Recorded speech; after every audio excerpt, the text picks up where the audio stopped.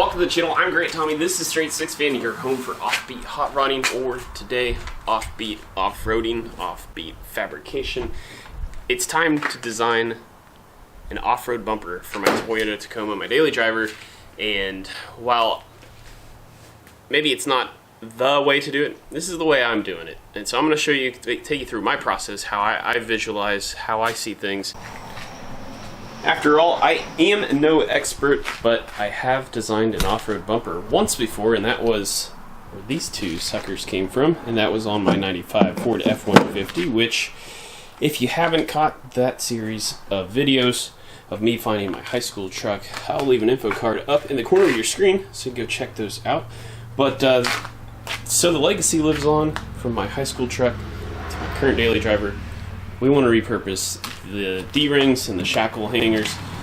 Here we are, but alright, by all means, I should probably be designing a front off-road bumper, because if you recall when I did the 2-inch leveling kit, the rough country struts in the front, and the JBA off-road control arms, upper control arms, this thing sits just a hair nose high.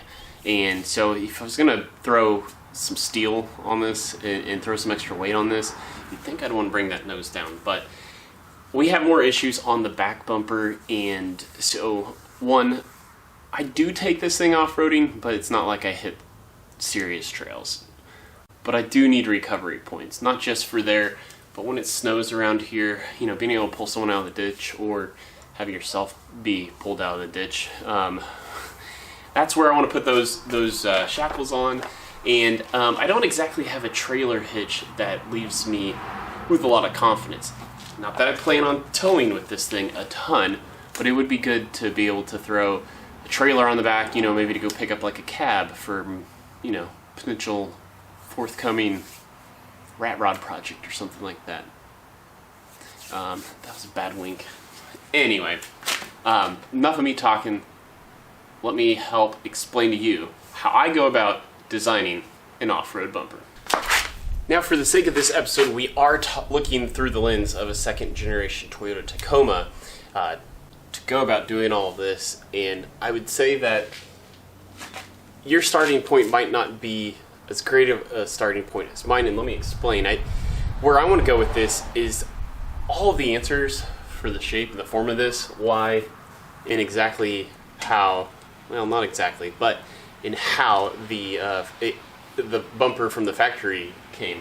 And what I mean is it's got really good lines, and it meets up with body lines and the way things carry on as they flow from the truck sheet metal itself. Toyota already did a very good job with that, so I want to try to mimic that as much as possible. Now I'm going to be squaring things up, I'm going to be having angles and things like that, and that's where this comes in. We start with the side profile because it just looks right. It looks like it makes the most sense. So we are going to take this line here. We know we want to keep that. Next, we introduce the straight edge, and we start to take a look at where this starts to trail off. And about right in here. So we'll come rip off our tape a little bit. About in there, and that tells me where we probably want like a break in the metal. So take that. We know we like this as well, so we follow this line, and then we eyeball it about with, oh, you can feel it trailing off again. So we'll take up our straight edge. Well, there's a lot more curve to it. So we have a decision to make. Do we want another break about midway through, or do we just want to maybe, you know, average that out and keep it one? I think for now we will keep it one piece, but I want to take where the sheet metal kind of, I don't know if you can see under here, yeah, where it kind of curves up. That's where we're gonna try to eyeball it and stop it right about there. So another thing that makes an off-road bumper successful is, well, a rear bumper exit angle. So that means as you're going up a hill, you don't want this to drag and drag on other stuff. So we can start to slim up the profile of this by taking this bottom line. So that's exactly what we're going to do.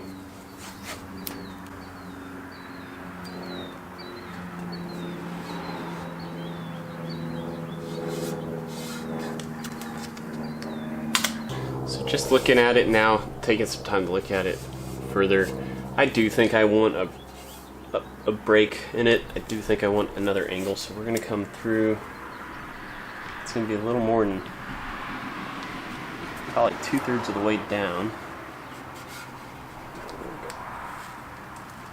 Stop right about there.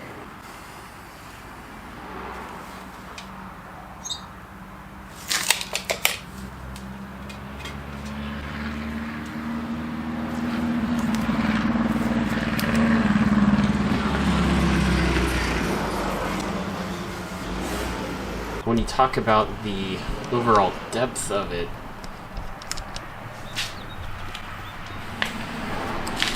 I feel like, again, the Toyota engineers and designers did a pretty good job, but I feel like there's some trimming we can take out of this bumper. I don't think I need it to bow out and back in, so we're gonna look at it being a little more straight in profile, in the rear dimension, be kind of flat with the tailgate. But so trying to take that into consideration, I still do like this dimension.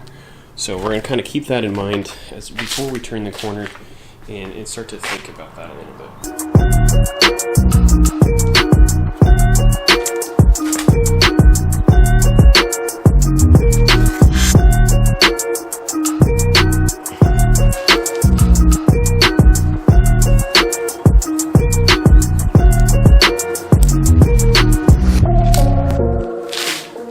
With our new grid line on here, what we're going to do is we're going to take a Sharpie and we're going to start to think about these as individual pieces now, right? So we put the straight edge back on and we can kind of see where that break point is. It's actually pretty tight to this edge, so that's what we'll do is we'll thicken up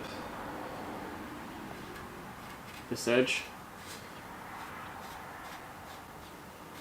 Because what we want to do is start to now think of this as one piece of steel, this as another, this as another, and this as a fourth.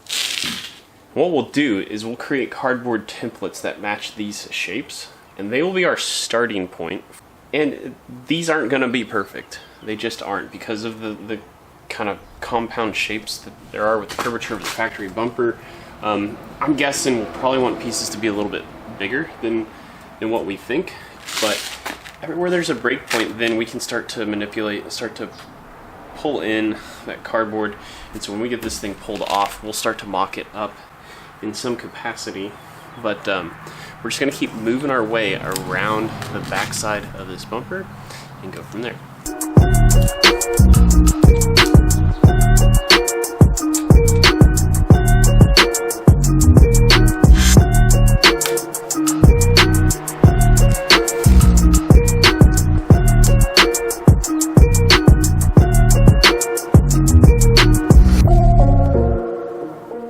This is the good thing about using tape, because, you know, it's cheap, right?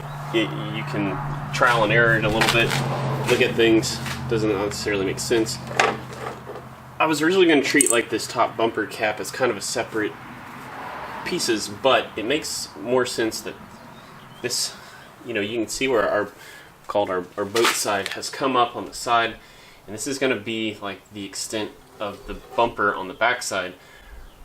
So it's going to have a flat face, but I think I want that face to be from, this is the bottom, I want this top edge to be that. So we're going to take this off and we're going to treat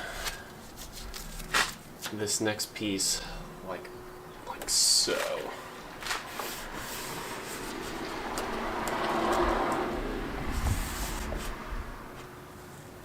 And I think that makes some more sense to it.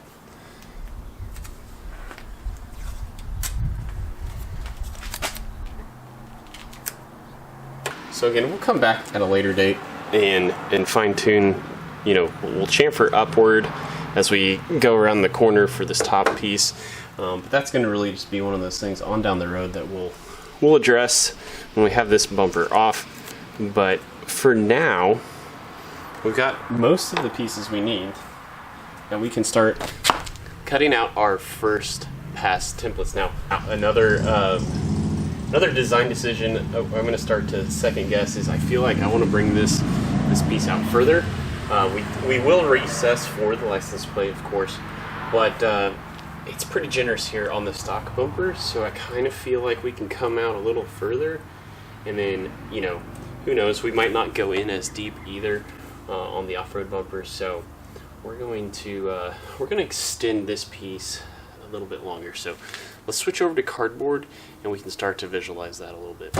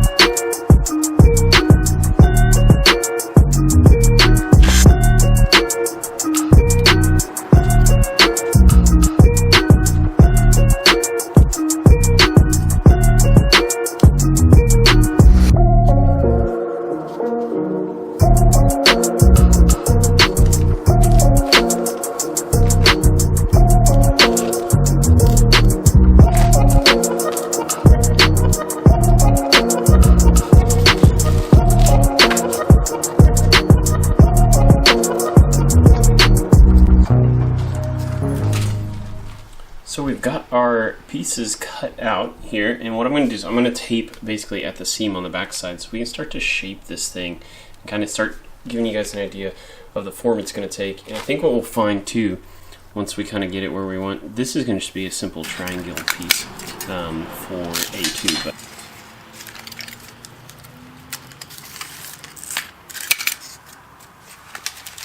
alright, so it's not so sturdy, but here's a real rough look at what it's going to look like. But you can see we are going to have to fine tune piece A2, because for it to do the compound, you know, if we want it to tuck in here, we also want it to break right here. Once we do that, once we kind of compound that, this little piece kind of wants to swing in here. So anyway, but I'm still pretty happy with this. Is just the rough start. This is gonna get me one step closer to, you know, I can cut these same shapes out of steel, we can tack weld stuff, we can kind of get it started, and it's gonna be close to what I want, and we can kind of fine tune from there. But anyway, I hope that's helping you understand how you might go about making an off-road bumper of this style anyway, for something like a second gen Toyota Tacoma. If you'd like to see my Tacoma off-road or how I approach other fabrication projects, I'll leave some videos up over here. Otherwise, like, comment, share, subscribe. I don't care which one you do, as long as you do one. It really helps the channel out.